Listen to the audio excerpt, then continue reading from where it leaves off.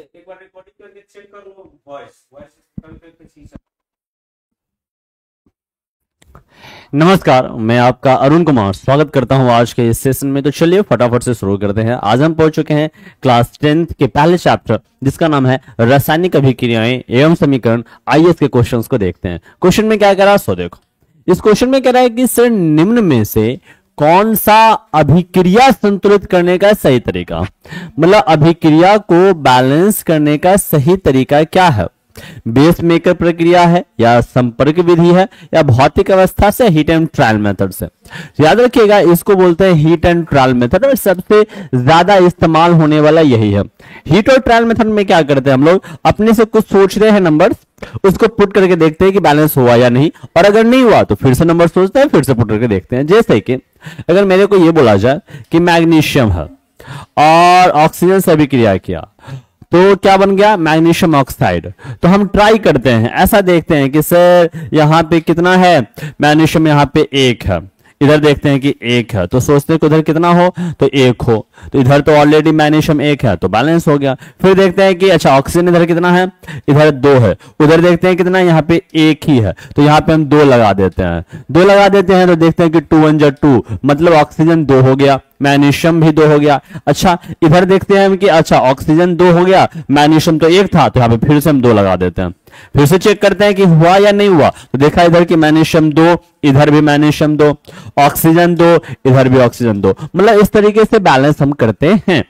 Okay, इसी method को बोला जाता है hit and trial method. Okay, तो इस क्वेश्चन का क्या हो गया, right answer option number B हो गया। अगर आपसे पूछ लेगा संपर्क विधि क्या है, तो याद रखिएगा जो गंधक अम्ल होता है H2SO4, H2SO4 बनाने की, गंधक अम्ल बनाने की विधि को क्या बोलते हैं, संपर्क विधि बोला जाता है। जो कि गंधक अम्ल हमने देखा, तो यहाँ पे एक रहता है, पूछता है एग्जाम में कि सर ये बताइए अमोनिया बनाने की विधि क्या है, तो अमोनिया NH3 बनाने की विधि होती है हैबर विधि। मतलब ये सब कुछ विधियां हैं, ठीक है, जिससे निर्माण किया जाता है। तो उसी में दिया होगा कि संपर्क विधि हो गया H2SO4 का, NH3 हो गया हैबर विधि। ओके, लेकिन इस क्वेश्चन का राइट आंसर होना चाहिए था हीट एंड ट्रायल मेथड। आ जाइए दूसरे क्वेश्चन पे, आ जाओ। क्वेश्चन क्या कह रहा है सो देखो। इस क्वेश्चन में आपसे पूछ रहा है कि अभिक्रिया संतुलित करते समय किसे बदला जाता है? संतुलित हरिश्रीकर होगा। अभिक्रिया संतुलित करते समय किसे बदला जाता है ये बताइए। देखो तत्व को बदलते हैं क्या? नहीं, तत्व थोड़ी ना बदलते हैं, तत्व तो ऑलरेडी अभिक्रिया में जो भाग लेता है वही रहता है, चाहे वो संतुलित हो या असंतुलित हो, रहेगा तो वही जो होगा, तो वो नहीं। भौतिक अवस्था, हाँ भौतिक अवस्था बदलती है। जैसे कि उदाहरण के स्वरूप में अगर मैं ये देख लूं तो कार्बन है, ये ऑक्सीजन है, ये भी क्रिया कर लिया तो कार्बन डाइऑक्साइड गैस बना। यहां पे अगर ये सॉलिड है, ठोस है, और यहां पे क्या हो गया, ये गैस हो गया, हमने संतुलित किया होता। ठीक है, तो ये भौतिक अवस्था एक बदलती है। दूसरा गुणांक, गुणांक भी बदलता है, बिल्कुल बदलता है। जैसे कि हमने अभी जस्ट आपको मैग्नीशियम और ऑक्सीजन का उदाहरण दिया था, ठीक है, ये बनाया मैग्नीशियम का ऑक्साइड, इसका गुणांक कितना भी 1 है, इसका 1 है, सबका 1 है, लेकिन हम जब बैलेंस करेंगे तो गुणांक बदल जाएगा।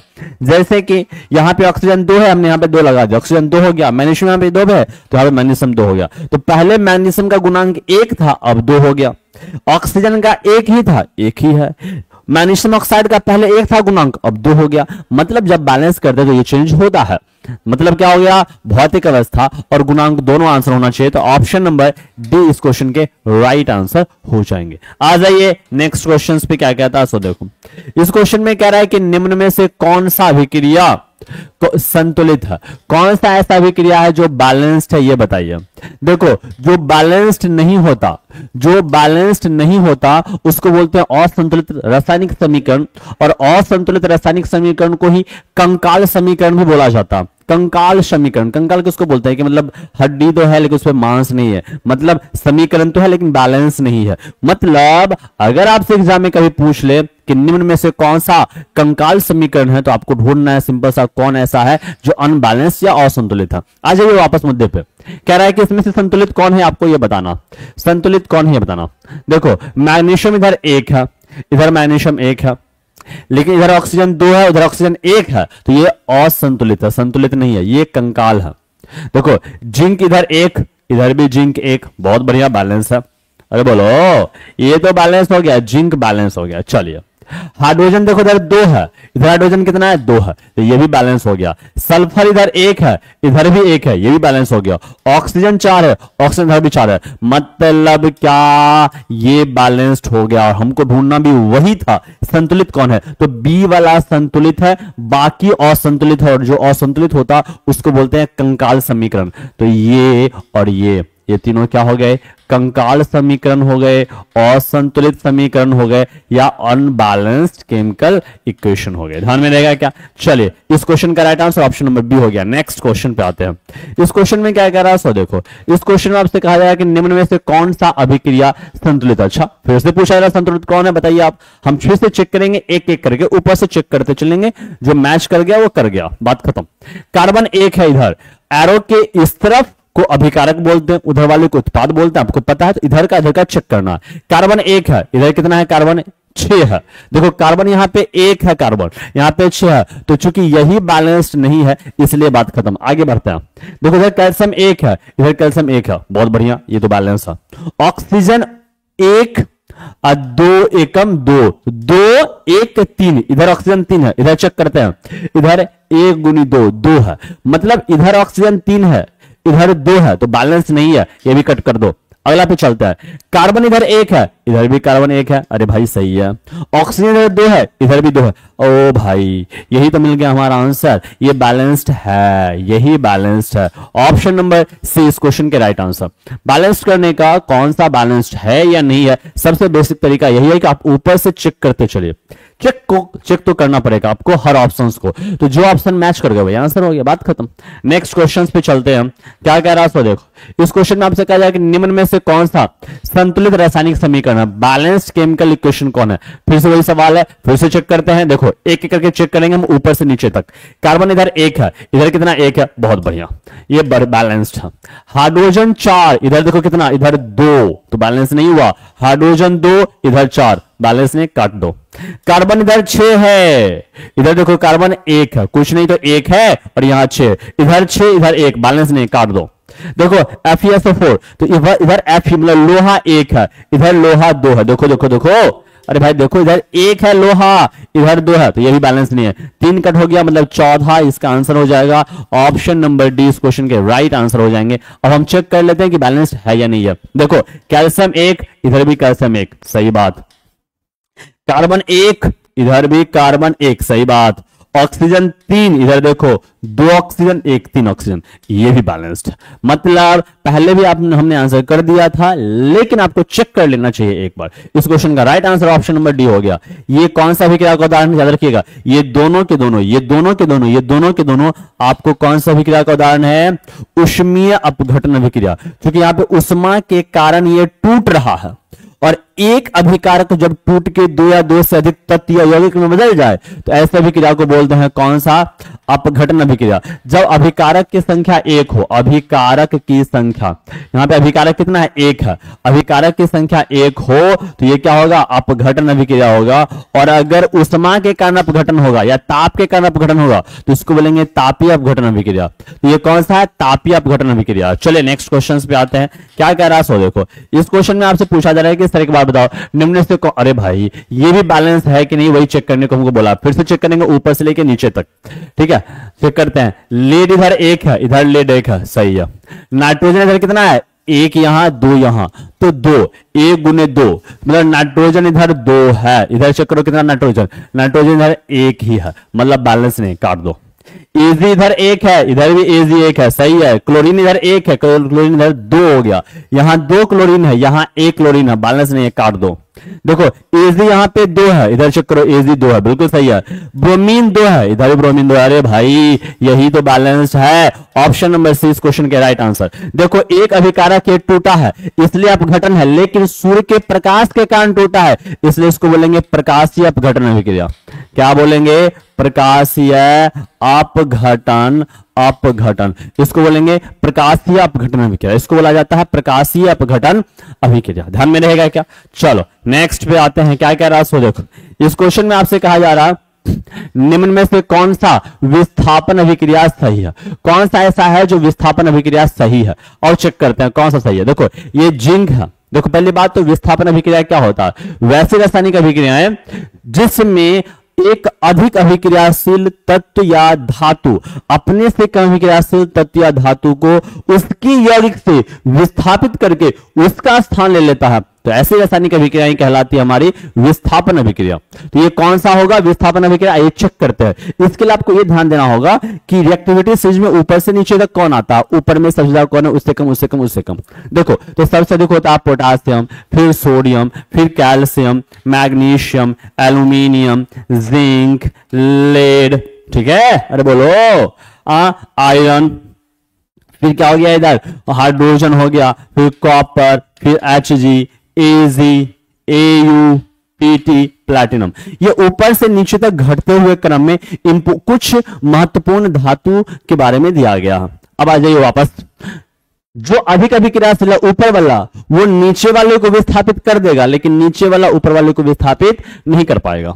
और चेक करते हैं, इसमें कह रहा है जिंक कॉपर से अधिक अभिक्रियाशील है, जिंक तो कॉपर को हटा देगा, खुद इसके स्थान पे चल जाएगा, बना लेगा ZnSO4 प्लस, सही है, ये विस्थापन अभिक्रिया है। देखो लेड पीबी, पीबी अधिक अभिक्रियाशील है, कॉपर कम अभिक्रियाशील है, तो पीबी क्या करेगा, कॉपर को विस्थापित करके PbCl2 बना लेगा, जी नहीं है Cl2 है, ओके, कॉपर को हटा देगा, ये भी बात सही है। देखो Na2SO4 plus BaCl2, BaSO4 plus NaCl बनाएगा। देखो एक बात यहां पे, ये विस्थापन अभिक्रिया नहीं, द्विविस्थापन अभिक्रिया। जब ये है दोहरी विस्थापन अभिक्रिया, डबल डिस्प्लेसमेंट रिएक्शन, द्विविस्थापन अभिक्रिया। जब एक मतलब आयन का आदान प्रदान होता है एक दूसरे में, तो इसको बोलते हैं द्विविस्थापन अभिक्रिया। कैसे सो देखो, कैसे सो देखो, ये Na प्लस है, SO4 minus, B plus Cl minus, actual में 2 माइनस होता है, हमने उसको हटा दिया, हटाओ।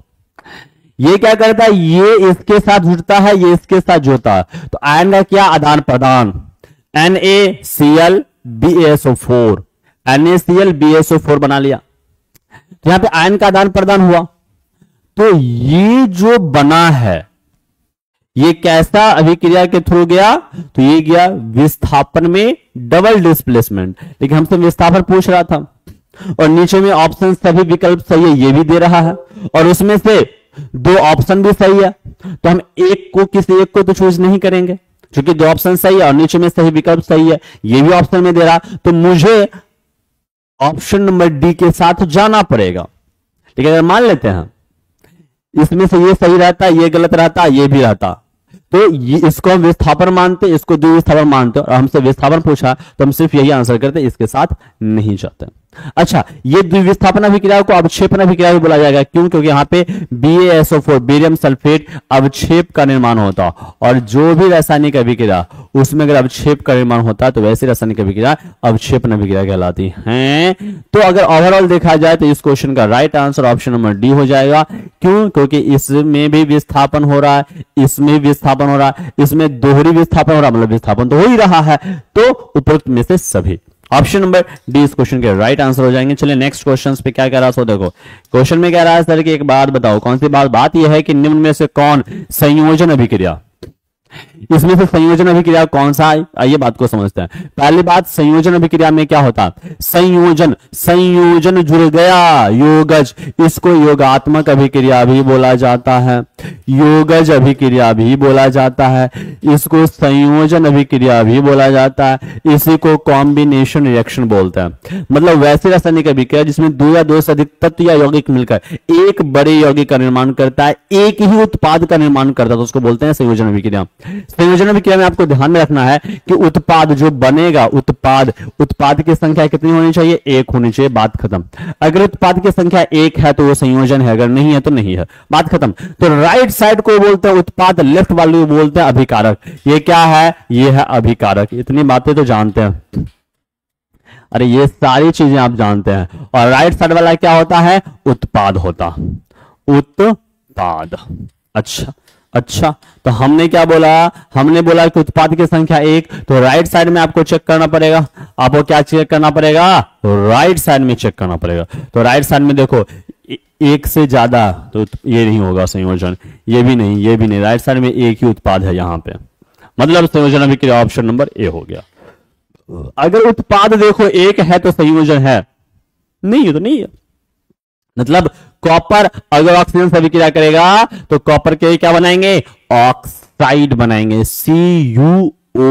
इसी के कारण कॉपर क्या होता है, काला हो जाता है। याद रखिएगा, कॉपर को जब वातावरण में छोड़ देते हैं, किसमें, वातावरण में छोड़ देते हैं, तो इसी के बनने के कारण ये काला पड़ जाता है। इस क्वेश्चन का राइट आंसर ऑप्शन नंबर ए हो गया। चलिए क्या कह रहा है सो देखो नेक्स्ट। इस क्वेश्चन में कह रहा है कि सर निम्न में से कौन सा रेडॉक्स अभिक्रिया नहीं है। ये नहीं पूछ रहा है कि कौन रेडॉक्स अभिक्रिया है, ये पूछ रहा है कि कौन रेडॉक्स अभिक्रिया नहीं है। आइए चेक करते हैं कौन रेडॉक्स अभिक्रिया नहीं है। पहली बात, रेडॉक्स अभिक्रिया क्या होता, देखो ये दो शब्द से मिलकर बना है। रेड ऑक्स, रेड का मतलब होता है रिडक्शन, रिडक्शन का मतलब होता है अवकरण, ऑक्स का मतलब हुआ तो ऑक्सीडेशन, ऑक्सीडेशन का मतलब होता है ऑक्सीकरण। सिंपल सी बात। तो अवकरण और ऑक्सीकरण वैसे रासायनिक अभिक्रियाएं जिसमें अवकरण और ऑक्सीकरण दोनों साथ साथ होती हैं उसको बोलते हैं रेडॉक्स अभिक्रिया। आपको चेक करना है किसमें कौन है। देखो पहली बात, ऑक्सीकरण अवकरण क्या होता है थोड़ा सा समझ लेते हैं। देखो ऑक्सीकरण बोलते हैं तब जब ऑक्सीजन जुड़ेगा, ऑक्सीजन का जुड़ना ऑक्सीकरण, हाइड्रोजन का हटना ऑक्सीकरण, इलेक्ट्रॉन का त्याग होना ऑक्सीकरण, ऑक्सीडेशन नंबर ऑक्सीकरण संख्या में वृद्धि होना ऑक्सीकरण, विद्युत ऋणात्मक तत्वों में वृद्धि होना ऑक्सीकरण। और इसका जस्ट उल्टा क्या होगा, अवकरण होगा। इसका जस्ट उल्टा क्या होगा, अवकरण। जैसे उसमें ऑक्सीजन जुड़ रहा था तो ऑक्सीकरण होगा, इसमें हाइड्रोजन का जुड़ना, हाइड्रोजन जुड़ेगा तो अवकरण, ऑक्सीजन हटेगा तब अवकरण, इलेक्ट्रॉन का उसमें त्याग हो रहा था इसमें ग्रहण होगा तब अवकरण, ऑक्सीडेशन नंबर उधर बढ़ रहा था इधर कमी होगा तब अवकरण। ओके देखो तो कॉपर के ऑक्साइड H2, देखो सिंपल सी बात है, इसमें ऑक्सीजन जुड़ा तो इसका ऑक्सीकरण हुआ, इस ऑक्सीजन हटा तो इसका अवकरण हुआ। तो चूंकि ऑक्सीकरण अवकरण दोनों साथ साथ हो रहा है तो भैया ये रिडॉक्स अभिक्रिया है। उसी तरीके से इसमें भी देखो, इससे ऑक्सीजन हटा तो इसका अवकरण हुआ, हटा तब तो बना जर्डन, यहाँ पे है जर्डन, यहाँ पे जर्डन। और कार्बन में ऑक्सीजन जुड़ा तब ना कार्बन मोनोऑक्साइड गैस बना तो इसका हो गया ऑक्सीकरण। तो इसका अवकरण इसका ऑक्सीकरण, ये भी सही है, ये रिडॉक्स अभिक्रिया है।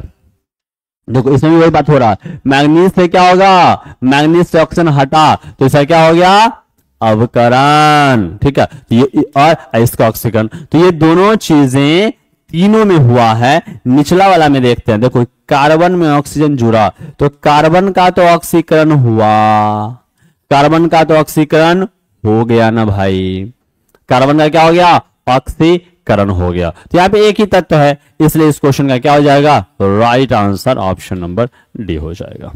अरे बोलो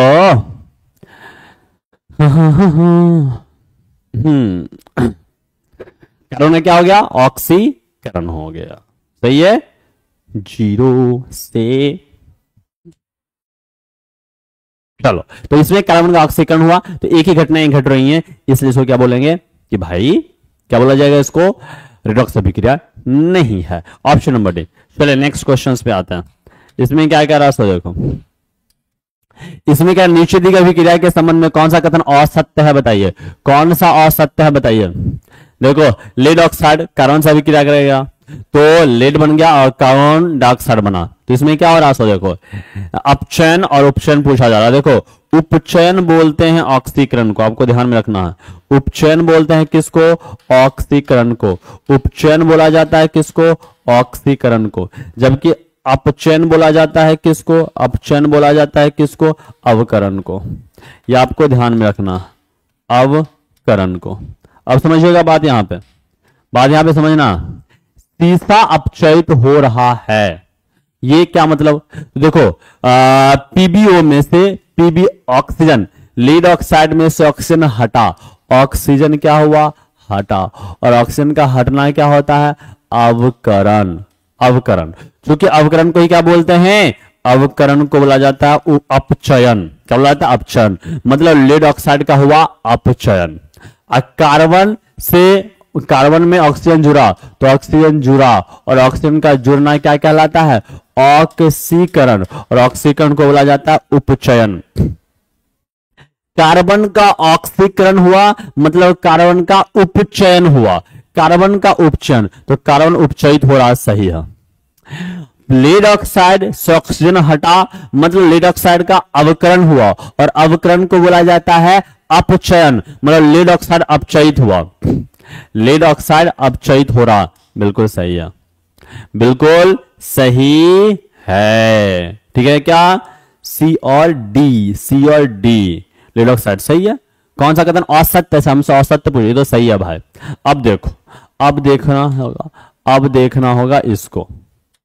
इसमें कह रहा है सीसा अपचयित हो रहा, कार्बन डाइऑक्साइड अपचयित हो रहा, कार्बन डाइऑक्साइड उपचयित हो रहा, अपचयित नहीं, गलत। अरे बोलो, सीसा अपचयित नहीं हो रहा, सीसा के ऑक्साइड अपचयित हो रहा है, ये गलत। तो भाई एयर भी गलत है, एयर भी गलत। ऑप्शन नंबर पहला, पहला गलत, पहला गलत है, नीचे वाला ये दोनों सही है, ये दोनों गलत। ठीक है क्या? नेक्स्ट क्वेश्चन पे आता है। इस क्वेश्चन में कह रहा है कि Fe2O3 एल्युमिनियम से क्या किया, Al2O3 प्लस Fe बनाया। ऊपर दी गई अभिक्रिया किस प्रकार की अभिक्रिया है ये बताइए। अच्छा, आप जानते हैं कि एल्युमिनियम अधिक अभिक्रियाशील धातु, एल्युमिनियम अधिक अभिक्रियाशील धातु है, जबकि आयरन कम अभिक्रियाशील धातु है। और आपने पढ़ा है कि अधिक अभिक्रियाशील धातु अपने से कम अभिक्रियाशील धातु को उसके यौगिक से विस्थापित करके हटाकर खुद उसका स्थान ले लेता। तो ऐसे रासायनिक अभिक्रिया को बोलते हैं विस्थापन अभिक्रिया। मतलब एल्युमिनियम खुद इसके साथ जुड़ जाएगा और बना लेगा Al2O3 और इस आयरन को हटा देगा, आयरन को हटा दिया। तो ये हो गया विस्थापन। किधर है? विस्थापन। ऑप्शन नंबर डी इस क्वेश्चन के राइट आंसर। ये हो गया आपका विस्थापन अभिक्रिया, ऑप्शन नंबर डी। ध्यान में रहेगा क्या? तो ये विस्थापन अभिक्रिया हो गया। और आप जानते हैं संयोजन अभिक्रिया क्या होता है? तो वैसे रासायनिक अभिक्रिया जिसमें दो या दो से अधिक तत्व या यौगिक मिलकर एक बड़े यौगिक का निर्माण करता है और एक ही उत्पाद बनाता है, तो इसको बोलते हैं संयोजन अभिक्रिया। वियोजन अभिक्रिया क्या होता है? जब दो या दो से अधिक, जब एक बड़ा यौगिक, एक यौगिक टूटकर दो या दो से अधिक तत्व या यौगिक का निर्माण करता है, तो उसको बोलते हैं वियोजन अभिक्रिया या अपघटन अभिक्रिया। इस अभिक्रिया में अभिकारक की संख्या एक ही होती है, तो उसको बोलते हैं वियोजन अभिक्रिया। द्विविस्थापन अभिक्रिया कब बोलते हैं? जब आयन का क्या करता है? आयन का आदान प्रदान करता है, तब जाके जो अभिक्रियाएं होती हैं, एक दूसरे में आयन का आदान प्रदान करता है, तो इसको बोलते हैं हम लोग द्विविस्थापन अभिक्रिया। ठीक है क्या? चलिए नेक्स्ट क्वेश्चन पे आते हैं। क्या कह रहा है सो देखो, इस क्वेश्चन में आपसे पूछा जा रहा है कि लौह चूर्ण पर तनु हाइड्रोक्लोरिक अम्ल डालने से क्या होता? सही उत्तर पर निशान लगाइए। लौह चूर्ण पर, तो लौह चूर्ण Fe है। अरे बोलो, तनु हाइड्रोक्लोरिक अम्ल HCl, अभिक्रिया क्या बनाएगा? FeCl2 plus H2, FeCl2 plus H2 hydrogen gas को मुक्त करेगा पॉपअप साउंड के साथ। तो क्या बनेगा? आयरन के क्लोराइड और हाइड्रोजन गैस बाहर निकलेगा, हाइड्रोजन गैस बाहर निकलेगा और आयरन के क्लोराइड बनता है। ऑप्शन नंबर ए ही सही हो गया, ए ही सही हो गया। ये कौन सा? ये विस्थापन अभिक्रिया का उदाहरण है। कौन सा? विस्थापन अभिक्रिया का उदाहरण है। क्यों? क्योंकि आयरन अधिक अभिक्रियाशील है, हाइड्रोजन का अभिक्रियाशील है, तो आयरन क्या हुआ? इसके साथ जुड़ गया, हाइड्रोजन को हटा दिया, FeCl2 बनाया और H2 गैस को मुक्त कर दिया। ये विस्थापन अभिक्रिया का आपको उदाहरण हो गया। ऑप्शन नंबर ए इस क्वेश्चन के बिल्कुल ही राइट आंसर है। चलिए नेक्स्ट क्वेश्चन पे आइए। इस क्वेश्चन में कह रहा है कि संतुलित रासायनिक समीकरण क्या है? बैलेंस्ड केमिकल इक्वेशन क्या है? आप बताइए। रासायनिक समीकरण का संतुलित करना क्यों आवश्यक है? पहली बात तो संतुलित रासायनिक समीकरण यह है कि जिसमें जो अभिकारक है और जो उत्पाद है, अभिकारक और उत्पाद दोनों तरफ जो जो तत्व है, उन तत्वों के परमाणुओं की संख्या दोनों तरफ समान होती है और ये द्रव्यमान संरक्षण के नियम का पालन करता। तो पहली बात तो क्या हो गया? दोनों तरफ तत्व में मौजूद परमाणुओं की संख्या, अणुओं की संख्या को बैलेंस करने के लिए ऐसा करता है। तो ये है, क्या है हमने बता दिया। क्यों आवश्यक है? तो भैया द्रव्यमान संरक्षण के नियम का पालन है। तो ऑप्शन नंबर बी इस क्वेश्चन के राइट आंसर। द्रव्यमान संरक्षण के नियम का पालन हो। तो द्रव्यमान संरक्षण का नियम क्या कहता है? यह कहता है कि द्रव्यमान का ना तो निर्माण होता है न ही ये उत्पन्न होता है, और दोनों तरफ जो होगा अभिकारक या जिसको अभिकर्मक बोलते हैं और उत्पाद, दोनों तरफ कुल द्रव्यमान संरक्षित रहेगा। यही है द्रव्यमान संरक्षण का नियम। ऑप्शन नंबर बी इस क्वेश्चन के बिल्कुल ही राइट आंसर हो जाएंगे। चलो नेक्स्ट क्वेश्चन में क्या कह रहा है? कह रहा निम्न रासायनिक समीकरणों को संतुलित करना। निम्न रासायनिक समीकरण संतुलित है, मतलब कौन सा संतुलित है आपसे ये पूछा जा रहा, कौन सा संतुलित है ये पूछा जा रहा। देखो चेक करते हैं, एक एक चेक करना पड़ेगा। देखो नीचे से आते हैं, चेक करते हैं इसको। ऐसे वाले आपको चेक ही करना पड़ेगा अपने मन से, एक एक जो मन है चेक करते चलिए, चेक करते चलिए, चेक करते चलिए। ये देखो एक बेरियम है, यहां भी एक बेरियम है, चलो ये बैलेंस है, यहां इतना बैलेंस है। फिर क्लोरीन इधर 2 है, इधर क्लोरीन 1 है, बात खत्म, हटा दो। Na इधर 1 है, इधर भी Na 1 है, बैलेंस है। क्लोरीन इधर 1 है, इधर भी क्लोरीन 1 है, बैलेंस है। Ag इधर 1 है, इधर भी Ag 1 है, बैलेंस है। NO3 1 है, अरे भाई बैलेंस हो गया, मतलब ये वाला बैलेंस्ड है। ऑप्शन नंबर सी इस क्वेश्चन के बिल्कुल राइट आंसर हो जाएंगे। यही आपका क्या है, संतुलित रासायनिक समीकरण है जो आपको दिया गया है। संतुलित रासायनिक समीकरण आपको दिया गया इसमें है। चलो इसमें कह रहा है कि निम्न अभिक्रियाओं के लिए संतुलित रासायनिक समीकरण लिखिए। इसके लिए संतुलित रासायनिक समीकरण लिखना। ओके देखो ये तो हो गया थ्योरेटिकल क्वेश्चन हो गया ना, कि इसको अलग से बनाना पड़ेगा, बट वैसा तो है बना नहीं सकते हैं हम। तो क्या है देख लेते हैं। देखो कैल्शियम हाइड्रोक्साइड है, तो इसको क्या लिखेंगे, CaOH का होल ट्वाइस, बोलो, plus carbon dioxide, carbon dioxide gas, तो क्या बनता है, कैल्शियम कार्बोनेट प्लस H2O बनता। ये वही क्वेश्चन है कि जब चूने के पानी में कार्बन डाइऑक्साइड गैस को प्रवाहित करते हैं तो चूने का पानी दुधिया हो जाता है। किस चीज के बनने के कारण दुधिया होता है, तो कैल्शियम कार्बोनेट के बनने के कारण होता है। ये उसी का इक्वेशन है। या फिर अगर ये पूछ लेता है कि जब हम चूने की पुताई करते हैं घर में तो 1-2 दिन के बाद चमकने लगता है, किस चीज के निर्माण के कारण चमकने लगता है, तो एक्चुअल में वही होता है, पुताई इससे करते हो, वातावरण में मौजूद कार्बन डाइऑक्साइड से अभिक्रिया करता है, कैल्शियम कार्बोनेट का निर्माण करता है दीवार सतहों पे, ठीक है, और उसी के कारण चूंकि ये उजले रंग का होता है, सफेद रंग का होता है, इसलिए दुधिया रंग का हो जाता है हमारा घर, कमरा चमकने लगता है। ठीक है, तो इसका हमने डिटेल में आपको बता दिया। इसमें कोई आंसर नहीं होगा भाई, क्योंकि मतलब आपको लिखने के लिए बोला तो कोई आंसर नहीं होगा, ये समझा दे रहा हूं सबका। देखो जिंक होगा, तो जिंक क्या होगा, जैसे जिंक यहां हुआ, जिंक किससे अभिक्रिया कर गया, AgNO3 से, अरे बोलो जिंक अभिक्रिया किया तो क्या बनाएगा, Zn जिंक नाइट्रेट। देखो जिंक इसके साथ जुड़ जाएगा, जिंक नाइट्रेट और Ag सिल्वर को क्या कर देगा बाहर। ये कैसी अभिक्रिया हो गई, ये विस्थापन अभिक्रिया हो गया। ठीक है, क्योंकि जिंक अधिक अभिक्रियाशील है, Ag सिल्वर कम अभिक्रियाशील है, तो जिंक उसकी जगह पे चला गया और ZnNO3 का निर्माण कर लिया। क्लियर है ना। देखो ओके, फिर क्या बोल रहा है, फिर बोल रहा है कि एल्युमिनियम कॉपर क्लोराइड से अभिक्रिया किया। एल्युमिनियम है, कॉपर क्लोराइड है, इससे अभिक्रिया किया। अब जानते हैं एल्युमिनियम अधिक अभिक्रियाशील है, कॉपर कम है, तो एल्युमिनियम उसके साथ चल जाएगा और बना लेगा AlCl3 प्लस कॉपर को मुक्त कर देगा। ये कैसा अभिक्रिया हुआ, ये भी विस्थापन। ये दोनों के दोनों कैसा हो गया, विस्थापन अभिक्रिया का उदाहरण हो गया। देखो बेरियम क्लोराइड हो गया, इसको देखते हैं, barium chloride BaCl2 plus potassium sulphate K2SO4, क्या बना लिया, barium sulphate BaSO4 plus KCl। अरे बोलो, अब सोचो ये क्या हो गया, ये आयन का आदान प्रदान किया, ये प्लस है ये माइनस है, ये प्लस है ये माइनस है, ये प्लस वाला इस माइनस के साथ जुड़ गया, ये प्लस वाला इस माइनस के साथ जुड़ गया, तो BaSO4 बना लिया, बेरियम सल्फेट और KCl बना लिया। ये बेरियम सल्फेट क्या है, अवक्षेप का निर्माण होता, क्योंकि इसमें अवक्षेप बना है इसलिए इसको अवक्षेपन अभिक्रिया भी बोलते हैं। और चूंकि आयन का आदान प्रदान हुआ है इसलिए इसको क्या बोलते हैं हम लोग भाई, द्विविस्थापन अभिक्रिया, द्विविस्थापन अभिक्रिया, या फिर इसको हम बोलेंगे अवक्षेपन अभिक्रिया। ठीक है ना, तो हमने सबका लिख दिया आपके सामने, कोई इसका आंसर नहीं होगा, ABCD ऐसा नहीं होगा। ठीक है, चलो नेक्स्ट क्वेश्चन पे आते हैं। मुझे उम्मीद है कि आपको ये समझ में आ रहा होगा बेहतर तरीके से। चलो नेक्स्ट, इसमें कह रहा है कि सर एक बात बताओ, रासायनिक अभिक्रिया में क्या होता, रासायनिक अभिक्रिया में क्या होता भैया, रासायनिक अभिक्रिया में क्या होता है, तो उष्मा का शोषण होता है। अगर उष्मा का शोषण होगा तो इसको बोलेंगे उष्मा शोषी अभिक्रिया। क्या बोला जाएगा, उष्मा शोषी अभिक्रिया। ओके, उष्मा का निष्कासन होता है क्या, बिल्कुल होता है। जब उष्मा का निष्कासन होता है तो इसको लाता है उष्मा क्षेपी अभिक्रिया। तो भैया रासायनिक अभिक्रिया में दोनों होता है, उष्मा का शोषण भी होता है, उष्मा का अवशोषण भी होता है, निष्कासन भी होता है। भैया दोनों, तो ए और बी दोनों। ऑप्शन नंबर सी इस क्वेश्चन के बिल्कुल राइट आंसर हो जाएंगे। इसमें कह रहा है कि श्वसन कैसे अभिक्रिया, श्वसन जब हम सांस लेते हैं, देखो सांस लेने और छोड़ने को श्वसन नहीं बोला जाता। श्वसन किसको बोलते हैं?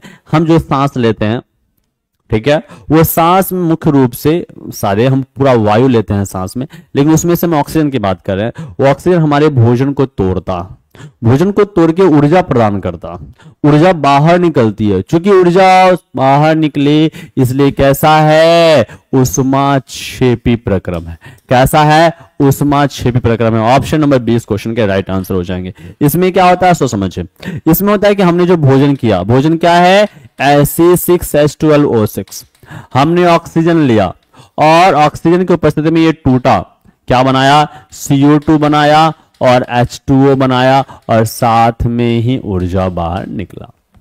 चूंकि वो बाहर निकला इसलिए क्या हो गया? ऊष्माक्षेपी प्रक्रम हुआ। यही कहानी श्वसन के केस में होती है, यही कहानी पाचन के केस में होती है। इसलिए श्वसन और पाचन दोनों ऊष्माक्षेपी अभिक्रिया ही है।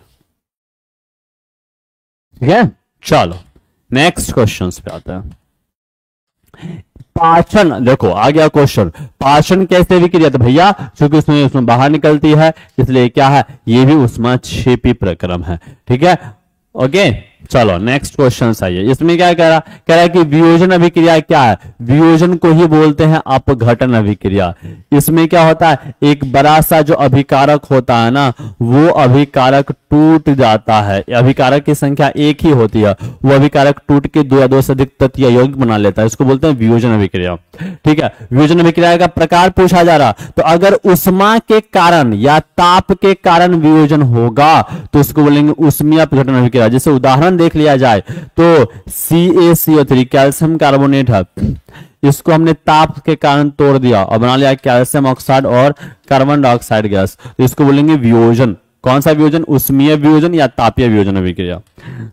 लेकिन अगर आपसे पूछ लेगा दूसरा प्रकार क्या? प्रकाशीय वियोजन या प्रकाशीय अपघटन अभिक्रिया।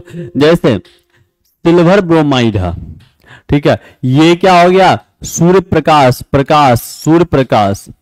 की उपस्थिति में टूटा तो बन गया Ag+Br2 और इसमें अभिकारक की संख्या भी एक ही है, तो इस क्या है? वियोजन अभिक्रिया। क्योंकि प्रकाश के कारण हुआ इसलिए इसको बोलेंगे प्रकाशीय वियोजन या अपघटन अभिक्रिया। विद्युत धारा के कारण कोई हो, ठीक है, जैसे कि अगर हम आपसे पूछ लेते हैं कि सोडियम क्लोराइड का जो ब्राइन हमने लिया है, ब्राइन जलीय घोल को बोलते हैं, तो ये बना लिया आपको NaOH+Cl2 बना लिया, तो ये वियोजित हो गया, H2O बनाया, वियोजित हो गया, तो इसको बोलेंगे क्या? वियोजन। ये किसके कारण हुआ? विद्युतीय अपघटन के कारण हुआ, इसलिए बोलेंगे विद्युतीय अपघटन अभिक्रिया। तो सभी विकल्प सही है। ऑप्शन नंबर डी सभी सही। कौन सही? सभी प्रकार हैं इसका। इस क्वेश्चन में कह रहा है कि विस्थापन एवं द्विविस्थापन अभिक्रिया में क्या अंतर है? देखो विस्थापन अभिक्रिया में क्या होता है? एक अधिक अभिक्रियाशील तत्व या धातु अपने से कम अभिक्रियाशील तत्व को क्या करता है? विस्थापित करता। मतलब अधिक वाला कम वाले को विस्थापित करता है, जबकि द्विविस्थापन में क्या होता है? एक दूसरे को विस्थापित करता है, मतलब आयन का आदान प्रदान होता। तो विस्थापन अभिक्रिया में तत्व का आदान प्रदान होता है, सही बात है। उदाहरण, विस्थापन अभिक्रिया में तत्व का आदान प्रदान होता है, सही बात है। जैसे कॉपर सल्फेट है, इसमें इसका अभिक्रिया हमने आयरन से कराया, तो आयरन अभिक्रिया से कॉपर को विस्थापित करके हटा देगा, तो तत्व का आदान प्रदान होगा। ये तत्व उठकर यहां पे आ गया और बना लिया FeSO4। ये तत्व उठकर यहां पे आ गया, बना लिया FeSO4, और कॉपर को हटा दिया, अलग कर दिया। ठीक है, ये हो गया विस्थापन अभिक्रिया। द्विविस्थापन अभिक्रिया में क्या होता है सो समझिए, आयन का आदान प्रदान होता है। जैसे कि अगर आपसे बोलेगा कि भाई सोडियम क्लोराइड है और बेरियम, या फिर इसको ऐसे बोल सकते हैं हम सोडियम सल्फेट Na2SO4 और बेरियम क्लोराइड है, यह अभिक्रिया किया, तो आयन का करने का आदान प्रदान कैसे? सो देखो, ये प्लस है, ये माइनस है, ये प्लस है, ये माइनस। तो ये वाला प्लस इसके माइनस से जुड़ गया, ये वाला प्लस इसके माइनस से जुड़ गया, तो ये NaCl बना लिया, प्लस ये इसके साथ जुड़ के बेरियम सल्फेट BaSO4 बना लिया। यहां पे क्या हुआ, आयन का आदान प्रदान हुआ। अगर तत्व का आदान प्रदान होगा तो विस्थापन कहलाएगा, लेकिन आयनों का आदान प्रदान होगा, यहां पे आयन का आदान प्रदान हुआ इसलिए द्विविस्थापन कहलाएगा। तो यह आंसर क्या हो जाएगा, दोनों। ऑप्शन नंबर ए और बी दोनों सही है, ऑप्शन नंबर सी हो जाएगा इस क्वेश्चन का राइट आंसर। अरे सही है। चलो नेक्स्ट क्वेश्चन पे आते हैं। इसमें कह रहा है कि सिल्वर के शोधन में, सिल्वर नाइट्रेट के विलयन में सिल्वर प्राप्त करने के लिए, विलयन से सिल्वर प्राप्त करने के लिए कॉपर धातु द्वारा विस्थापन किया जाता है। कह रहा है सिल्वर के शोधन में silver nitrate AgNO3, silver nitrate AgNO3 silver प्राप्त करने के लिए, आप प्राप्त करना चाहते हैं क्या, सिल्वर, तो कौन सी अभिक्रिया होगी ये बताना। देखो सिल्वर से अधिक अभिक्रियाशील कौन है, कॉपर, कॉपर, बात सही है। कॉपर उत्कृष्ट धातु है, कॉपर उत्कृष्ट नहीं, सिल्वर उत्कृष्ट है, लेकिन Cu2 नहीं लिखते हैं, कॉपर का कॉपर है, धातु तो कॉपर, ये नहीं होगा, बात खत्म। AgNO3 होता है, NO2 नहीं होता, बात खत्म। तो ये दोनों तो खत्म ही हो गया, ये दोनों तो खत्म ही हो गया। तो AgNO3 प्लस कॉपर क्या बना लिया, CuNO3 प्लस Ag। यही रासायनिक अभिक्रिया इसके लिए सटीक रासायनिक अभिक्रिया होगा। और ये कैसे रासायनिक अभिक्रिया है, तो ये विस्थापन अभिक्रिया है। क्यों, क्योंकि कॉपर अधिक अभिक्रियाशील है सिल्वर से, सिल्वर को हटा देगा, कॉपर खुद उसकी यौगिक उसके आयन के साथ जुड़ जाएगा। चलिए नेक्स्ट क्वेश्चन। इस क्वेश्चन में कह रहा है कि एक भूरे रंग का चमकदार तत्व X को वायु की उपस्थिति में गर्म करने पर, एक भूरे रंग का चमकदार तत्व है को वायु की उपस्थिति में गर्म करने पर, भूरा रंग का चमकदार, क्या बोला है, चमकदार तत्व काले रंग का हो जाता। अच्छा, पहले भूरे रंग का था, पहले भूरा रंग का था, वायु की उपस्थिति में ये कैसा हो जाता है, काला रंग का हो जाता। बहुत बढ़िया। तो X उस काले रंग के यौगिक का नाम, तो X क्या है और काले रंग का यौगिक कौन है, देखो भूरे रंग का, ये भैया तत्व बोल रहा, हाइड्रोजन तो होगा नहीं, कोई तत्व नहीं। और तत्व, पहला में तत्व पूछ रहा, देखो क्या बोला, तत्व X का नाम बताना। तो पहला वाला X है, ये इसका यौगिक है, सिंपल सी बात है, पहला वाला तत्व उसका ये यौगिक। तो पहला तत्व, यहां पे क्या दिया हुआ, तत्व, एक आंसर हो सकता, लेकिन यहां पे पहले में ही यौगिक दे दिया, तो काट दो, काट दो, लीजिए एलिमिनेशन मेथड से ऐसे भी आंसर आ गया, ऑप्शन नंबर ए, ऑप्शन नंबर ए ऐसे भी आंसर आ गया।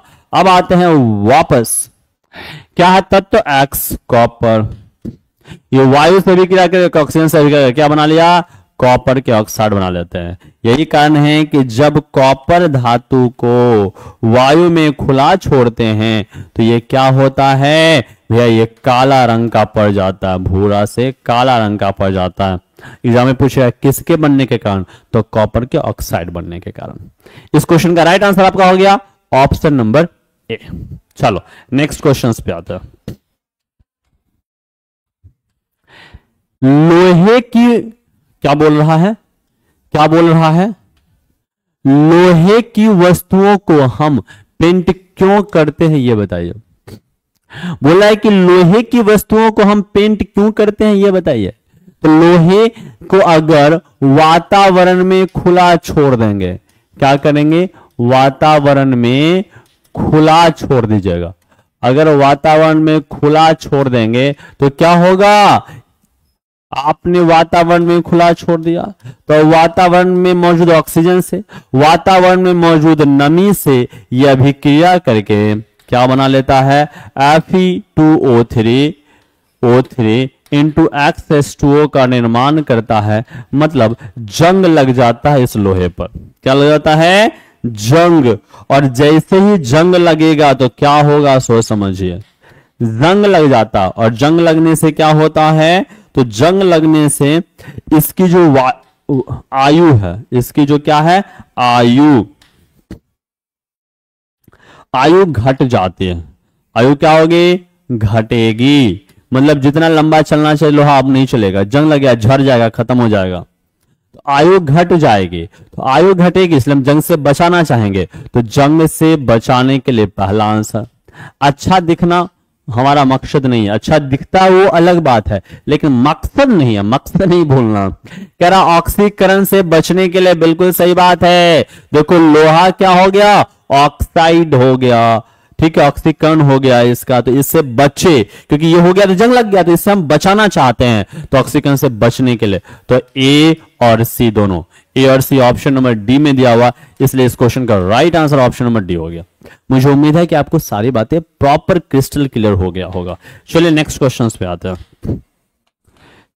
इस क्वेश्चन में कह रहा है तेल एवं वसायुक्त खाद्य पदार्थों को नाइट्रोजन से प्रवाहित क्यों किया जाता है? क्योंकि नाइट्रोजन भाई साहब अक्रिय है नहीं, लेकिन उसकी तरह बिहेव करता है, और ये जब उस तरीके से बिहेव करता है तो ऑक्सीजन से जुड़ने नहीं देता। देखो जो भी तेल या वसायुक्त खाद्य पदार्थ होता है ना, इसमें तेल ही होता, वसायुक्त खाद्य पदार्थ तेल होता, तो ये क्या होगा, ऑक्सीजन के साथ इसकी अभिनीति बहुत ज्यादा, मतलब उसके साथ रिएक्ट करता है, ठीक है, और विषाक्त भोजन का निर्माण कर लेता है। इसलिए उससे बचाने के लिए, ऑक्सीजन से बचाने के लिए, ऑक्सीकृत होने से बचाने के लिए हम लोग उसमें नाइट्रोजन गैस का प्रयोग करते हैं। इसलिए आलू के जो चिप्स पैकेट वगैरह होते हैं, फूड पैकेजिंग जो होते हैं, उसमें जो गैस भरा हुआ रहता है वो मुख्य रूप से नाइट्रोजन गैस ही होता।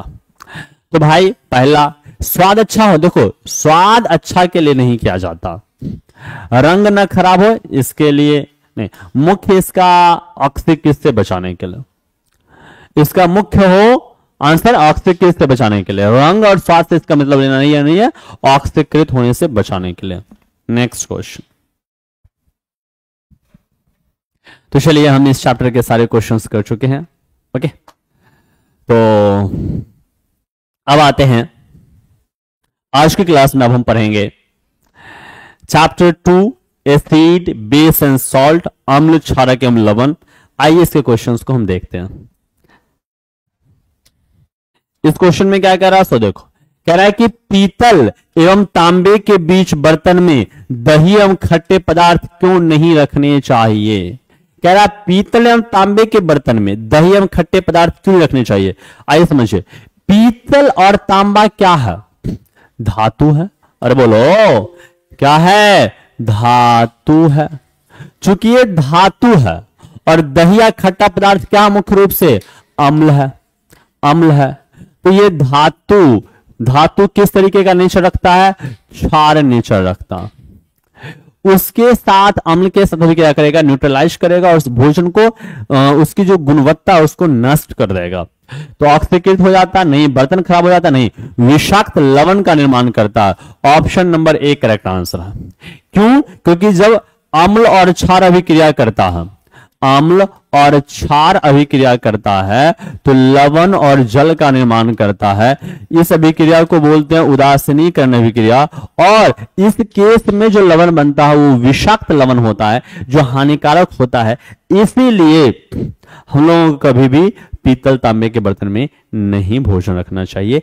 ऐसे वाले भोजन आपके सामने में दिखाया गया है, लैक्टिक एसिड का ये सूत्र दिया गया है, ये कर्ड है, दही है, दही में क्या होता है, लैक्टिक अम्ल होता है। एग्जाम में बहुत बार पूछा जाता, ये कॉपर के वेसल है, ये क्या कहता है, इस तरीके का कॉपर सॉल्ट बन जाता है जब उसमें रखते हैं तो, ठीक है। तो ये इसलिए नहीं रखना चाहिए क्योंकि विषाक्त हो जाता। इसमें कह रहा है धातु अम्ल से अभिक्रिया करके कौन सा गैस निकालता है, तो देखो धातु है, अगर ये अम्ल से अभिक्रिया करेगा तो क्या बनाएगा, लवण, और लवण के साथ हाइड्रोजन गैस को मुक्त करेगा। किधर है, hydrogen gas. Option number A correct answer. वो भी कैसा साउंड निकलता, पॉपअप साउंड निकलता। देखो यहां पे दिया गया, ये हाइड्रोजन गैस तैयार करने की विधि दी गई है, ठीक है। दानेदार जिंक के टुकड़े इसमें लिए गए, उसमें सल्फ्यूरिक जिंक के टुकड़े लिए गए, तो जिंक क्या हो गया, जिंक का टुकड़ा, जिंक क्या हो गया, धातु, उसमें डाला गया सल्फ्यूरिक अम्ल, तो ये क्या हो गया, अम्ल, ये गुचु पुचु करेगा, अभिक्रिया कर लेगा, ठीक है। तो हाइड्रोजन गैस निकला, अरे हाइड्रोजन गैस निकला, प्रवाह नली से यहां इस दूसरे कंटेनर में छोड़ा गया, तो ये बुलबुले के रूप में ऊपर आता है। ये हम पता करेंगे कि हाइड्रोजन गैस ही है, ये कैसे पता चलेगा, तो इस बुलबुले को हमने क्या किया, मोमबत्ती से जलाया, तो हाइड्रोजन जो गैस होता है ना वो फट फट की ध्वनि के साथ जलता है, जिसको पॉप अप साउंड भी बोलते हैं, पॉप अप साउंड भी बोलते हैं। पॉप साउंड फट फट की ध्वनि के साथ जलता है, तो हमको पता चलता है कि भैया ये हाइड्रोजन गैस ही है। ओके, इस क्वेश्चन का राइट आंसर क्या होगा आपका, ऑप्शन नंबर ए। आप जानते हैं कि हाइड्रोजन गैस क्या होता है, इसी को बोलते हैं आवारा गैस। पूरे ब्रह्मांड में सर्वाधिक यही पाया जाता है। ओके, कार्बन मोनोऑक्साइड गैस कैसा होता है, बहुत ही विषैला गैस होता है, ये दम घोटू गैस होता है, इससे मृत्यु तक होती है। ये अपर्याप्त दहन के फलस्वरूप बनता है, जबकि कार्बन के पर्याप्त दहन से कार्बन डाइऑक्साइड गैस बनते हैं। आलू के चिप्स वगैरह पैकेट में सब नाइट्रोजन गैस भरा जाता है, सर्वाधिक वायुमंडल में नाइट्रोजन गैस ही होता है। इस क्वेश्चन में कह रहा है कि आपके पास 2 विलयन ए और बी दिया हुआ है। आपके पास किसके पास भाई, आपके पास 2 विलयन दिया गया अलग अलग कंटेनर में, एक विलयन का नाम ए, दूसरे का नाम बी है। तो बोल रहा है कि विलयन ए के पीएच का मान 6 है। अच्छा, ए का पीएच मान कितना, 6, जबकि बी का पीएच मान कितना, 8। तो आपसे बोला जा रहा है हाइड्रोजन आयन की सांद्रता अधिक किसमें होगी। अच्छा, देखो हाइड्रोजन आयन की सांद्रता H+ आयन जो होगा ये कौन देता है, अम्ल देता। और अम्ल का पीएच मान कितना होता है, पीएच मान, तो अम्ल का पीएच मान 7 से कम, कितना होता है, 7 से कम। तो देखो 7 से कम किसका, ए वाले का 6 है, 7 से कम है, 7 से कम। तो जितना 7 से कम होगा H+ आयन देने की, हाइड्रोजन आयन की सांद्रता का परसेंट उतना ज्यादा होगा। तो ये कौन देगा, ए वाला। ऑप्शन नंबर ए इस क्वेश्चन के राइट आंसर हो गए। वही अगर आपसे सवाल में ये पूछ लेता कि OH- आयन की सांद्रता अधिक कौन देती है, कौन देती, अगर ये पूछ लेता तो जिसका पीएच मान 7 से अधिक होता वो देता, तब इस क्वेश्चन में आंसर हो जाता कौन वाला, बी वाला आंसर हो जाता। समझे क्या, तब बी वाला, क्योंकि 8 7 से अधिक होता है तो बी वाला आंसर होता है। कब, जब क्वेश्चन में आपसे पूछा जाता है कि OH- आयन किस में अधिक होगा, लेकिन हमसे तो पूछा गया H+ आयन, तो H+ आयन 7 से कम 6 ए, इसलिए आंसर हो जाएगा ए। सही है क्या, बहुत बढ़िया बहुत बढ़िया। नेक्स्ट क्वेश्चन इसमें क्या कह रहा है कि H+ आयन एक्वा सॉल्यूशन कहने का मतलब होता है कि पानी में डाला हुआ, पानी में नहीं रहेगा ना शुष्क अवस्था में भैया आयन नहीं बनते। आयन तभी बनते हैं जब वो द्रवित अवस्था में होते हैं। कह रहा है कि H+ आयन की सांद्रता का विलयन की प्रकृति पर क्या प्रभाव पड़ेगा। ओके, देखो H+ आयन की सांद्रता का विलयन की प्रकृति पर क्या प्रभाव पड़ेगा, तो H+ आयन कौन देता है, अम्ल। अरे कौन देता है, अम्ल। तो अम्ल देगा मतलब जो देगा वो बढ़ेगा, मतलब अम्लीयता बढ़ेगा, और अगर अम्लीयता बढ़ेगा तो क्षारीयता घटेगा। अरे भाई सही है क्या, बोल रहा हूं। H+ आयन कौन देता है, अम्ल। अब चूंकि H+ आयन अम्ल देता है, अम्ल देगा तो जो देगा वो बढ़ेगा, क्योंकि वो मात्रा ज्यादा हो जाएगा, तो उसकी मात्रा ज्यादा हुई तो अम्लीयता बढ़ेगा, और जब अम्लीयता बढ़ेगा तो क्षारीयता घट जाएगा। तो अम्लीयता बढ़ेगा, घटेगा नहीं, बढ़ेगा। क्षारीयता घटेगा, अम्लीयता बढ़ेगा, क्षारीयता घटेगा, लेकिन देखिए वहां पे बढ़ेगा लिखा, इसलिए गलत। ए और बी दोनों नहीं होगा, ऑप्शन नंबर सिर्फ ए होगा, सिर्फ ए इस क्वेश्चन के राइट आंसर हो जाएंगे। अरे क्लियर है क्या, इस क्वेश्चन में कह रहा आपसे कि क्या क्षारकीय विलयन में H+ आयन होते हैं, अगर हां तो यह क्षारकीय क्यों होते हैं, समझिए। क्षारकीय विलयन में H+ आयन होते हैं, अगर हां तो यह क्षारकीय क्यों होता है। देखो देखो क्षारकीय विलयन मुख्य रूप से हमें क्या देता है, OH- आयन देता, क्या देता है, OH- आयन देता, और जो OH- आयन देता है वो भाई क्षारकीय होता, वो भाई क्या होता है, क्षारकीय होता है। तो लेकिन H+ आयन जो देता है वो क्षारकीय नहीं, वो अम्लीय होता, ठीक है। और दूसरी बात, जिसका परसेंटेज ज्यादा होगा वो होगा, ठीक है। तो क्षारकीय विलयन में OH माइनस आयन ज्यादा होता है, इसलिए वो क्षारकीय होता है, समझे क्या। चल नेक्स्ट क्वेश्चंस। इस क्वेश्चन में कह रहा है कोई किसान खेत की मृदा किस परिस्थिति में बिना बुझा हुआ चूना, बिना बुझा हुआ चूना बोला जाता है कैल्शियम ऑक्साइड को, किसको बोलते हैं, कैल्शियम ऑक्साइड, इसी को बोलते हैं कली चूना। इसे क्या कहता है, कली चूना, खली जिसको बोलते हो, कली चूना।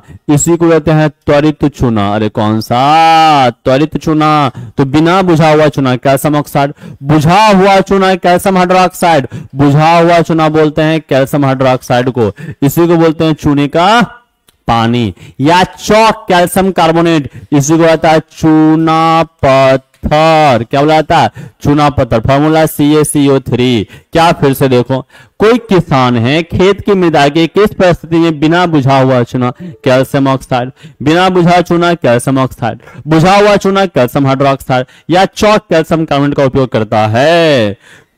तो भाई सोचो, ये सोचने समझने का विषय, आप विज्ञान पढ़ रहे हैं, साइंस पढ़ रहे हैं, रटना नहीं है, समझना है, यही तो इसकी खासियत है। देखो धातु होता है कैल्शियम, तो धातु के ऑक्साइड, धातु के हाइड्रोक्साइड या धातु के कार्बोनेट, अरे बोलो, धातु के ऑक्साइड, धातु के हाइड्रोक्साइड और धातु के कार्बोनेट किस प्रवृत्ति के होंगे, क्षारीय प्रवृत्ति के होंगे। तो ये सभी के सभी क्या है, क्षार हैं। तो आप बताओ, क्षार कहीं मिलाया जा रहा है, खेत में डाला जा रहा है, तो क्यों डाला जाता होगा, क्षार इसलिए डाला जाता होगा ताकि क्षारीयता बढ़ाई जाए, और क्षार डालेंगे तो अम्लीयता अपने आप घटने लगेगा। मतलब ये सब चीजें डाली जाती है क्षारीयता बढ़ाने के लिए और अम्लीयता घटाने के लिए। राइट आंसर हो जाएगा अम्लीयता कम करना चाहता है ये किसान, सही बात है। अम्लीयता बढ़ाने के लिए कहा है, कम करने के लिए बढ़ेगा क्या, क्षारीयता बढ़ेगा। मतलब ए और सी दोनों ऑप्शन नंबर डी में दिया हुआ, इसलिए इस क्वेश्चन का right answer option number D हो जाएगा। मुझे उम्मीद है कि दिमाग बात बैठ गया होगा, बात दिमाग में बैठ गया होगा। आ जाओ, क्या कह रहा है, CaOCl2 यौगिक का प्रचलित नाम क्या। पहली बात, CaOCl2 को बोलते हैं कैल्शियम हाइपोक्लोराइड। क्या बोलाता है, अरे बोलो ना, कैल्शियम हाइपो, कौन सा, हाइपो, अरे हट जा, हाइपोक्लोराइड। या इसको क्या बोलते हैं, कैल्शियम ऑक्सीक्लोराइड। क्या बोला जाता है, कैल्शियम ऑक्सी, कौन सा, ऑक्सीक्लोराइड।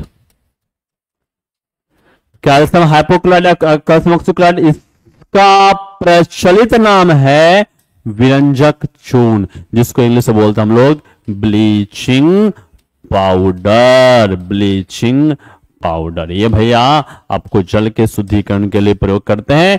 ऑप्शन नंबर ए इस क्वेश्चन के बिल्कुल ही राइट आंसर हो गया। सही है क्या, सही है क्या। चूना, चूना बोलेगा तो सिंपल सा क्या, आपको कैल्शियम ऑक्साइड, चूना मतलब यही, ठीक है। चौक, खड़िया, ये कैल्शियम कार्बोनेट, ध्यान में रहेगा। अपमार्जक, ये तो इसको डिटर्जेंट बोला जाता है, और जो डिटर्जेंट होता है वो मृदु और कठोर, मृदु प्लस कठोर दोनों जल में क्या देता है, झाग देता। मृदु साबुन सिर्फ मृदु जल में झाग देगा, साबुन सिर्फ मृदु जल में झाग देगा, लेकिन अपमार्जक दोनों में, जिसको डिटर्जेंट्स बोलते हैं। नेक्स्ट क्वेश्चन, इस क्वेश्चन में कह रहा है उस पदार्थ का नाम बताना है आपको जो क्लोरीन से प्रतिक्रिया करके विरंजक चूर्ण का निर्माण करता है। क्लोरीन से प्रतिक्रिया, कैल्शियम हाइड्रोक्साइड की अभिक्रिया जब क्लोरीन से कराते हैं तो क्या बनता है, कैल्शियम ऑक्सीक्लोराइड, और जल का निर्माण होता है। और यही तो है, इसी को बोलते हैं बुझा हुआ चूना, बुझा चूना, या इसी को बोलते हैं चूने का पानी। क्या बोलते हैं, चूने का पानी। अरे सही है क्या, अरे बोलो सही है क्या। और यही क्या है, ब्लीचिंग पाउडर विरंजक चूर्ण, ब्लीचिंग पाउडर विरंजक चूर्ण। तो बोल रहा है उस पदार्थ का नाम बताइए जो क्लोरीन से क्रिया करके, क्लोरीन से क्रिया करके विरंजक चूर्ण बनाता है, जो बनाता है उस पदार्थ का नाम क्या है? तो क्लोरीन से क्रिया कौन करता है बेचारा? CaOH का होल ट्वाइस, बुझा हुआ चूना। Option number A correct answer. अरे बोलो, अरे बोलो भाई, सही है क्या? नेक्स्ट क्वेश्चन पे आता है। इस क्वेश्चन में कह रहा है कि प्लास्टर ऑफ पेरिस की जल के साथ अभिक्रिया के लिए समीकरण लिखिए। तो पहली बात, तो प्लास्टर ऑफ पेरिस का सूत्र क्या होता है? Calcium sulphate hemihydrate half H2। याद रखिएगा, calcium sulphate hemihydrate, calcium sulphate hemihydrate. तो कैल्शियम सल्फेट इंटू H2O होना चाहिए। तो क्या होना चाहिए? हाफ H2O होना चाहिए। देखो यहाँ पे क्या लिखा है भाई, यहाँ पे क्या लिखा है हमने? हाफ H2O, हाफ H2O होना चाहिए था। यहां पे H2 लिखा, काट दो। H2O लिखा, हाफ नहीं लिखा, काट दो। तो भाई एक ही तो ऑप्शन बचा है, एक ही तो ऑप्शन बचा है, कैल्शियम सल्फेट। अरे भाई यहां भी नहीं लिखा है, यहां भी नहीं लिखा है, हाफ H2O चाहिए था मेरे को यहां पे, ये भी नहीं है, काट दो। इनमें से कोई नहीं आंसर होगा, इनमें से कोई नहीं, ऑप्शन नंबर डी आंसर होगा। इनमें से कोई नहीं, ऑप्शन नंबर डी आंसर होगा। क्या होना चाहिए था? होना चाहिए था calcium sulphate half H2O hemihydrate. इसकी अभिक्रिया कराई जाती है, इसकी अभिक्रिया कराई जाती है किससे? जल से कराई जाती है। तो ये किसका निर्माण कर लेता है? कैल्शियम सल्फेट ट्वाइस H2O का निर्माण करता है। इसको बोलते हैं POP, प्लास्टर ऑफ पेरिस, और इसको बोला जाता है क्या? जिप्सम बोला जाता। अब समझिए, होना ये चाहिए था। तो सर यहां पे तो 2 है, यहां पे हाफ है, तो हम लोग बैलेंस करने के लिए 1.5 लिखते हैं। रियल में 1.5 कोई मॉलिक्यूल नहीं होता, मॉलिक्यूल 1 2 3 4 होता, लेकिन हम लोग ऐसा लिखते हैं। अदरवाइज हम यहाँ पे 2 से गुना करते हैं अभिक्रिया को, समीकरण को बैलेंस करने के लिए। तो ये भी एक तरीका है उसको। ऐसा भी नहीं लिखा था ऊपर में कहीं, इसलिए आंसर कोई नहीं होगा, आंसर नीचे वाला हो जाएगा। इनमें से कोई नहीं। क्लियर है क्या? जो भी प्लास्टर ऑफ पेरिस का यूज करते हैं प्लास्टर करने के लिए, टूटी फटी हड्डियों को जोड़ने के लिए, घर के ऊपर सीलिंग में जो डिजाइन देते हैं POP करते हैं उसके लिए, मूर्तिकार मूर्ति बनाने के निर्माण में सबका उपयोग करते हैं। चलिए नेक्स्ट क्वेश्चन। इसमें कह रहा है कोई विलयन लाल लिटमस को नीला कर देता। क्या कर देता है? कोई विलयन है जो लाल को क्या करता है? नीला। अरे बोलो, अरे बोलो। तो रेड कलर को, लाल लिटमस पेपर को कैसा करता है? ब्लू करता है, नीला करता है। लाल को नीला कौन करता है? क्षार। लाल को नीला करेगा क्षार, क्षार यानी कि बेस। और बेस का pH मान कितना होता है? 7 से ज्यादा, 7 से ज्यादा। 7 से कम काट दो, 7 से कम काट दो, 7 से कम काट दो। ऑप्शन नंबर डी इस क्वेश्चन के राइट आंसर। अरे बोलो हाँ, अरे बोलो हाँ। अगर वही रहता, अम्ल रहता, क्या रहता? अम्ल। तो अम्ल क्या करता है? नीला को लाल कर देता, नीला को क्या कर देता? लाल। और इसका pH मान, क्योंकि अम्ल होता नीला को लाल करता था, 7 से कम होता। सिंपल फंडा है। इस क्वेश्चन का राइट आंसर आपका ऑप्शन नंबर डी हो गया। आ जाओ, तस्वीर में दिखाया गया आपको लिटमस पेपर। आप जानते हैं लिटमस पेपर किससे तैयार हो जाता है? लाइकेन से तैयार होता है। और लाइकेन जो होता है ना, प्रदूषण का सूचक होता है, क्योंकि लाइकेन उस जगह पे नहीं उगता जहां पे सल्फर डाइऑक्साइड की अधिकता होती है। मतलब जहां पे रहेगा वहां नहीं उगागा, मतलब प्रदूषण बताएगा कि यहां पे है। लाइकेन मुख्य रूप से शैवाल और कवक से बना होता। नेक्स्ट आ जाओ। कह रहा है कि कोई विलयन अंडे के पिसे हुए कवच से अभिक्रिया कर एक गैस उत्पन्न करता। अंडे के पिसे हुए कवच, अंडा का पिसा हुआ कवच क्या होगा? तो CaCO3 कैल्शियम कार्बोनेट होता। एक गैस उत्पन्न कर जो चूने के पानी को दुधिया कर देता। NaCl, LiCl, केसर, HCl। देखो हम CaCO3 की अभिक्रिया HCl से कराते हैं तो क्या बनता है? तो बनेगा CaCl2 calcium chloride plus H2O बन जाएगा प्लस CO2 बनेगा। अरे बोलो हाँ, अरे बोलो हाँ। क्या बनेगा? कैल्शियम कार्बोनेट की अभिक्रिया जब हाइड्रोक्लोरिक एसिड से कराते हैं तो कैल्शियम क्लोराइड प्लस जल और कार्बन डाइऑक्साइड गैस बनता है।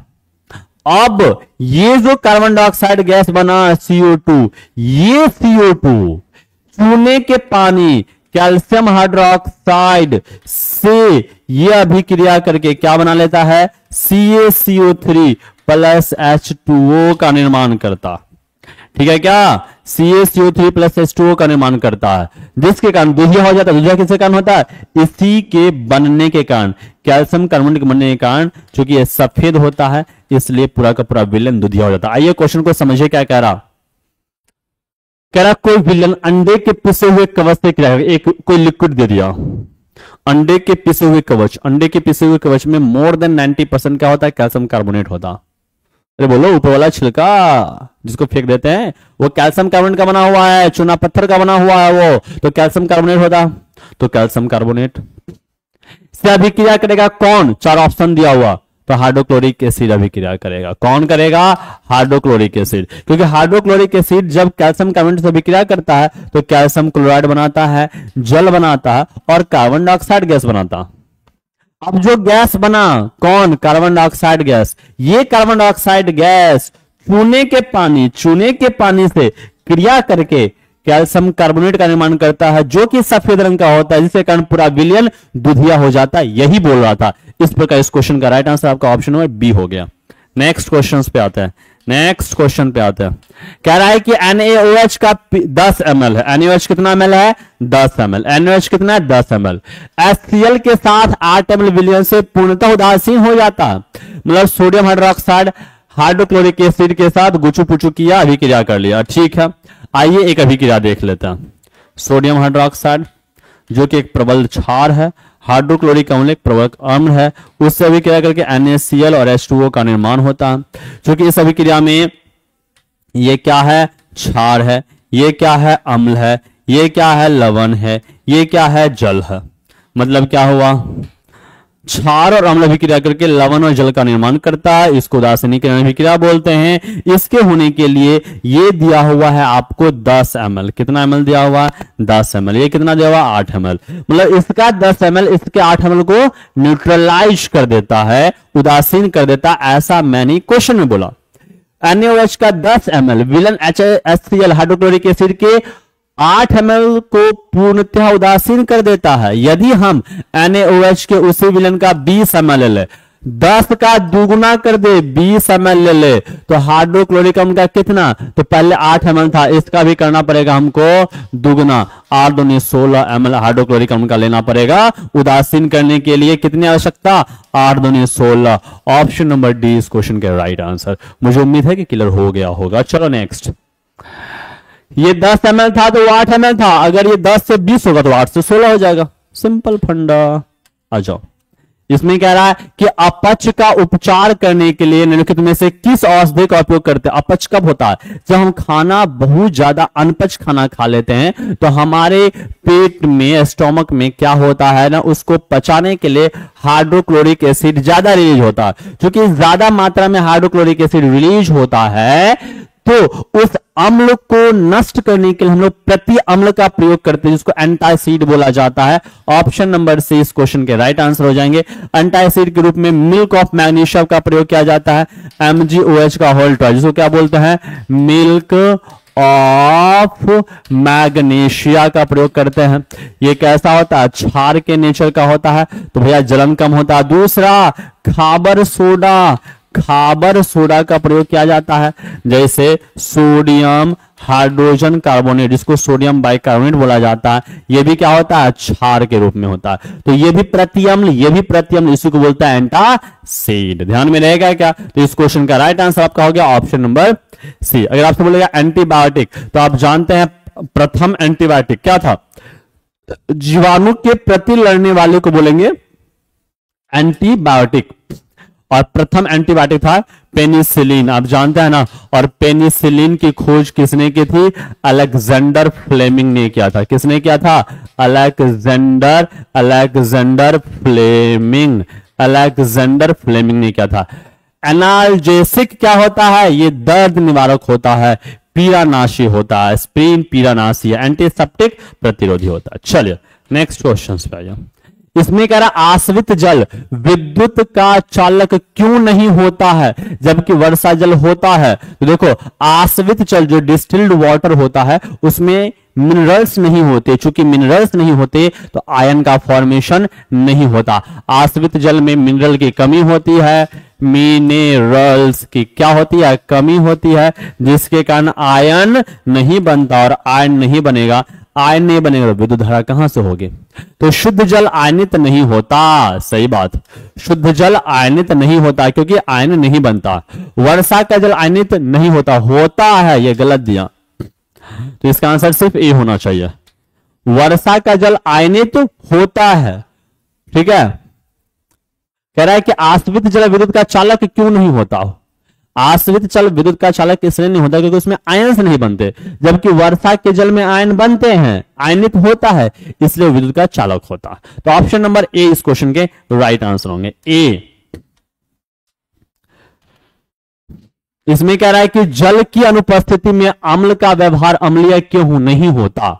देखो जल की अनुपस्थिति, जल की अनुपस्थिति, तो जल अनुपस्थित हो जाएगा, ठीक है, क्या जल हो जाएगा अनुपस्थित, जल हो जाएगा अनुपस्थित, ठीक है।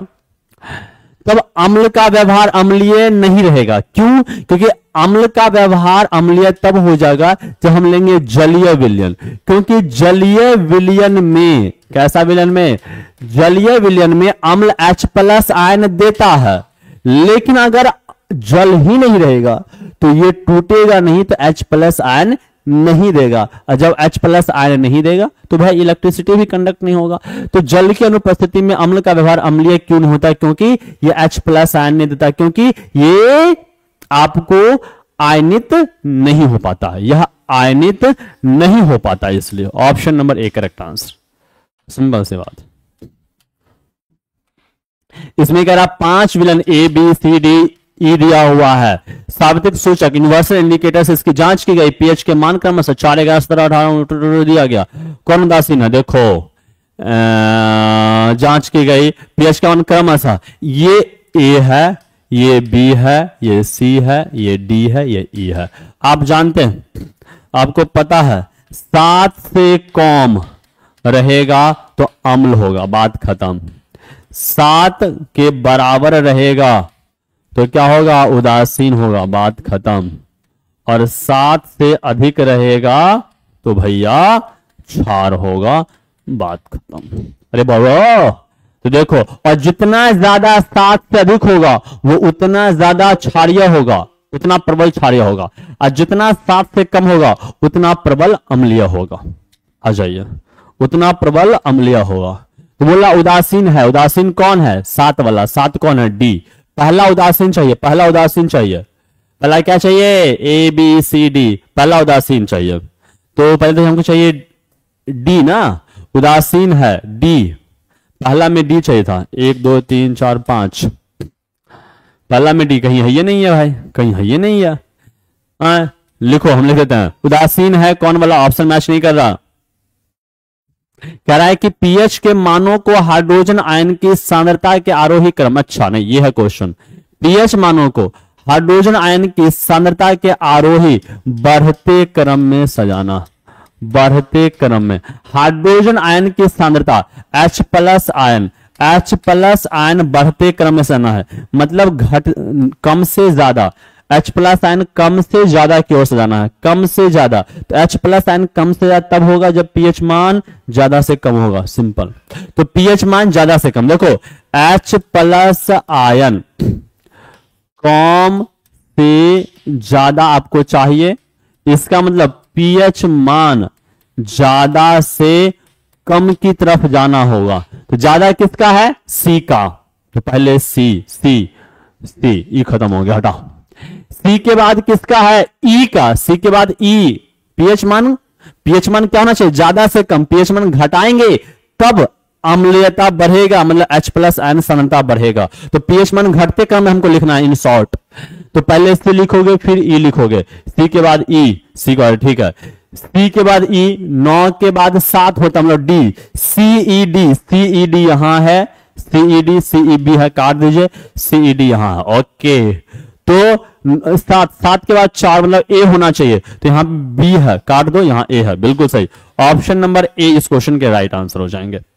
चूंकि H प्लस आयन की सांद्रता को आरोही क्रम में लिखना है, मतलब घटते से बढ़ते क्रम में, तो H प्लस आयन की सांद्रता घटते से बढ़ते क्रम में तब होगा जब pH मान बढ़ते से घटते क्रम में होगा। ऑप्शन नंबर ए इस क्वेश्चन के राइट आंसर होगा।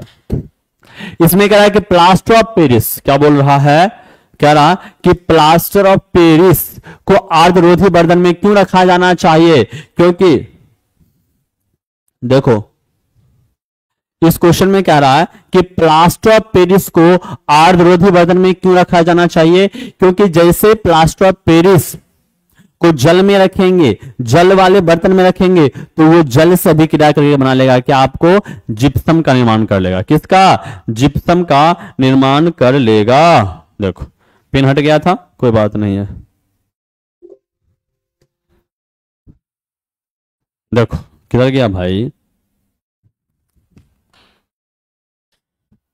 देखिए इसमें कह रहा है कि अरे भाई plaster of Paris, plaster of Paris को आर्द्ररोधी बर्तन में क्यों रखा जाना चाहिए। प्लास्टर ऑफ पेरिस का होता है कैल्शियम सल्फेट और हाफ H2O, इसको रखेंगे बर्तन में, जैसे बर्तन में रखेंगे तो क्या बन जाएगा, जिप्सम बन जाएगा, क्या बन जाएगा, gypsum. Option number A correct answer होगा, क्योंकि प्लास्टर ऑफ पेरिस को जो हाफ H2O होता है उसमें जल जैसे ही मिलेगा तो भैया CaSO4 और बन जाएगा ट्वाइस H2O। समझ में रहेगा क्या, option number A correct answer. चलिए